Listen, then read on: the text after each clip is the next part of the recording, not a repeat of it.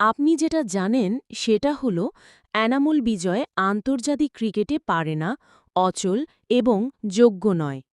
আপনি যেটা জানেন না সেটা হলো বিজয় বাংলাদেশের হয়ে ওয়ানডেতে দ্রুততম মাত্র ২৯ ইনিংসে ১,০০০ রান করা ব্যাটার। শাহরিয়ার নাফিজের সাথে যৌথভাবে এ রেকর্ড এখনও টিকে আছে।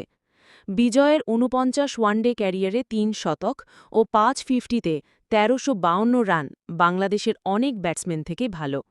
এই সত্যিটা আড়ালে থাকে এবং প্রচার হচ্ছে যে বিজয় আন্তর্জাতিক ক্রিকেটে যোগ্য নয়।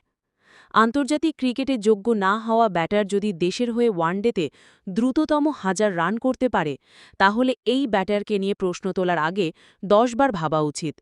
বরং প্রশ্ন ওঠা উচিত, বিজয়কে কেন ওয়ানডেতে সুযোগ দেয়া হয়নি নিয়মিত। বিজয়ের বয়স এখনও মাত্র ৩২। ২০১৮ সাল থেকে স্ট্রাগল করা বিজয়ের ওপর ওয়ানডেতে ইনভেস্ট করা হলে আমরা হয়তো আরেকজন তামিম ইকবালের মতো নিয়মিত ওপেনার পেতাম, যিনি তামিম যুগ পরবর্তীতে দেশের সবচেয়ে সফল ও অভিজ্ঞ ওপেনার হতো এবং আরও ৫ থেকে ৬ বছর পারফর্ম করতে পারত।